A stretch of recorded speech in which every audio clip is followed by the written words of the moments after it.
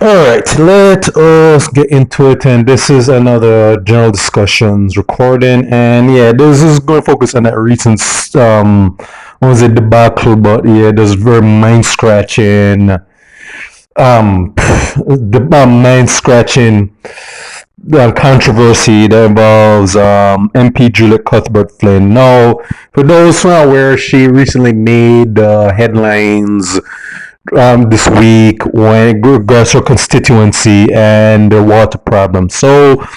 In so what had happened is that the reporter from the Gleaner had done a phone interview with her, and bringing to attention here that her people constituents are for want of lack of water. And let's just say that Julia Cuthbert-Flynn, I think she was more upset about the fact that, yeah, you're calling me about this rather than the problem at hand. Because she wanted to say, hey, what did they contact the NWC?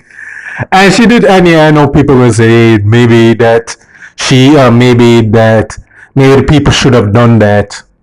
Well, she's making an assumption that they didn't, of course.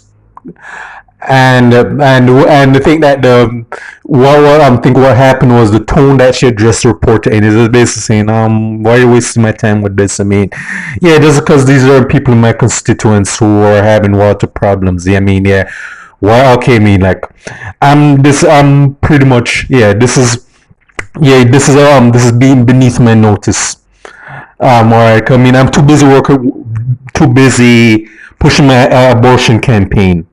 No, I'm paraphrasing on most of that though. I mean, she didn't say that exactly, but you can tell more than likely that's what you're thinking. Said, yeah, I'm more concerned with that campaign, which I'm mostly known for. That's most what she makes the headlines for. I mean, rather than this thing where people in my constituency are dealing or have problems with a very important necessity. And so if you listen to that recording, yeah, Julia Cuthbert-Flynn's tone and demeanor basically indicated that, hey, indicated that, hey, I have way more important things to be worried about than this. Now, of course, you know that her diehard apologists are trying to make the reporter from the Gleaner look more like the villain in this story because they're saying, boy, they must fight down this woman, they must fight down certain MP, they must fight down the government. And some dumbass even wanted to say that this guy worked for the opposition. Alright, now, if you're more angry about the reporter doing his job than how this lady dealt with this, yeah, that says a lot more about your IQ and your mindset. But interesting enough, this is not even about her, Mrs. Flynn, to be honest. It's not really about, this record is not really about her. It's more what she symbolizes because this is why I always said that you get what you vote for. No, this is someone who's been a two-time, been in after her serving her second term, and this is so you can honestly imagine that the people in that constituency in St. Andrew knew what she was like. I mean, like, it is a woman that talks about, hey, the the right to kill unborn children because of whatever justification that she's pulling out of thin air. Yeah, you have a pretty much good idea what her control, where her priority scale lies, what's on the top of what she thinks is more important. But yeah, but the thing is that there's just like with her party, and let's just be honest, the opposition as well. Many of these politicians, time and time, have shown you again. Yeah, we're only in this position just to just to look at a mean hustle that we're in it just to try and get that bag, if you know what that terms mean, rather than, hey, really be a civil servant and help our own people. No, to be fair, people have called regards to this story. Someone asking, hey, what did NWC have to say? Well, they had that same. The person at NWC had that same response. I mean, both the NWC and Miss Flynn, and a lot of people in certain positions upon Jamaica adhere to a policy that they practice very efficiently, and as a policy of win a business, win a response. I mean, yeah, if whatever problems, whatever how important they may be, don't look to us to actually put throw your lifesaver. I mean, yeah, that is pretty much not our that's your problem, not ours. So predictably, yeah, they didn't do anything. Just like her, I mean, like as many of these people and in these certain positions are there just to look a hustler, eat a food, as they say in Jamaica. But circling back to what I was saying is that you can get mad at Miss Flynn all you want, but here's the thing: y'all voted her in. I'm talking to the people in St. Andrew right here.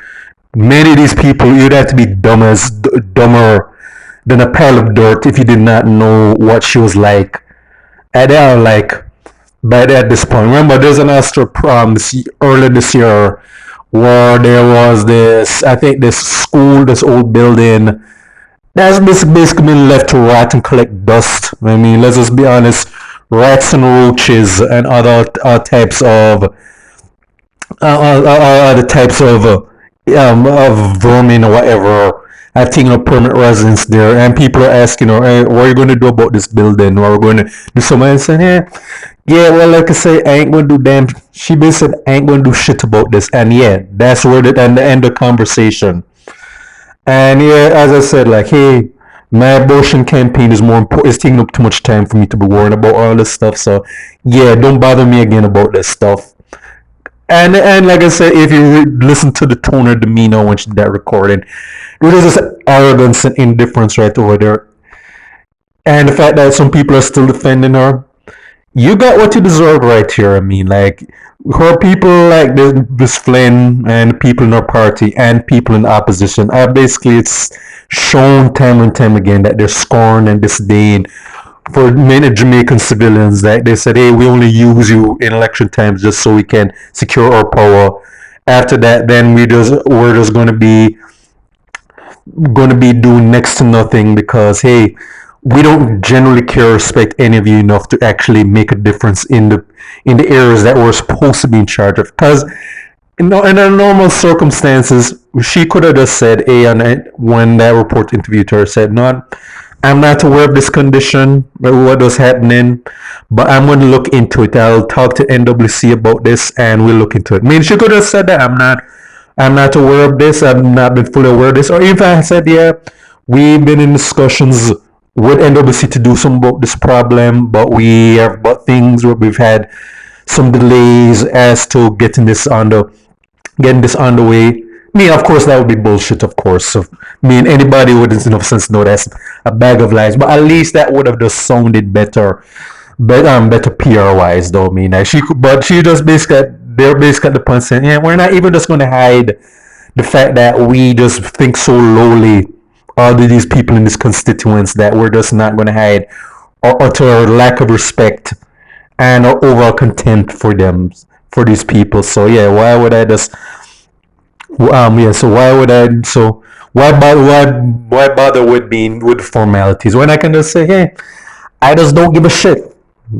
Yeah, is this and as we're telling now, bear in mind if this had been certain other places in the world and she said that, yeah, she most likely would be forced to resign within the next week or whatever, or at least be given a PR statement apologize for it. But in Jamaica, when there's no such thing as accountability for people who vote and elected, especially, why should we apologize? I mean, yeah, I'm not sorry I said what I said because I know at the end of the day is that nothing's really going to happen to me. I mean, like, she knows that, hey, there's a good amount of people who are dumb enough to vote for me for a third time. Because let's just be honest, the fact that the opposition is weak, disorganized, and scattered right now, this basically means that, hey, people may be turned off by what she's saying, but at the end of the day is that, hey, the people in the opposition aren't, as far as they see, a much better choice, and in many cases they're right. So what I have to really worry about? I mean, yeah, I can be rude, disrespectful, and arrogant, but that's not really going to do. I'm not going to suffer any repercussions for that. So why shouldn't I just be out and feisty when I say this? Why shouldn't I just say, hey, I honestly don't give a rat's ass about my constituency because people are going to still vote for me. And yeah, this is, and like I said, this is just a case study of what happens when again when you vote, when you vote for people who are not using your brain or any common sense, better yet, and this is the result you get. This guy will point out, hey, we can elect people who are just going to basically kind of show their utter disrespect and scorn for you, and nothing's going to happen to her. And let's just be honest. Let's just be fair and fair that let's say if she does get voted out, or people are indignant and are probably like storming her gates with those proverbial torches and pitchforks. No, there's a consequent after her. I mean, like I'm sure, and her husband have enough money again where they get to live that nice lavish lifestyle. I don't know what this lady's network is like. I mean, like I don't know if she's like pretty like she has millions or whatever. I'm pretty sure that she can pretty much live in an upscale community. I'm sure she does it by now. End of the day is that hey, if I get voted out, it's not going to still stop my money. It's not going to stop me from having a roof over my head, food in my on my table, and money in my pocket. I mean, yeah, I'm not really going to suffer anything because even still, I have enough links within my political party or wherever that I'm still going to be living better than a lot of these dummies who voted for me in St. Andrew. Because yeah, that's pretty much the point of this recording. Is that hey, you can't really be too mad at Miss Juliet Cuthbert-Flynn. Yeah, you can be disgusted. You can be Trump. You can just look at her sideways. Say, she really said that. But the end of the day is that hey, she's recognized she lives in a culture and a country where accountability, especially for MPs, is non-existent. That I can just basically say and do what I like, and nothing's going to happen to me in the long run because hey, the people are too dumb. I'm not saying all, but a lot of people who are too dumb to not really hold my feet to the fire. Yeah, if this was America, Europe, or any other places, and let's be honest, there's corruption. You have these arrogant, indifferent politicians in these areas too. They would not be stupid enough to say this. I mean, because yeah, I mean, unless you're talking about Donald Trump or Boris Johnson, and let's just be honest, Trump, whether or not he gets convicted, he's at least facing fire for some of the stuff he said. Not fast enough, of course. Boris Johnson was finally forced with all the mishaps he has.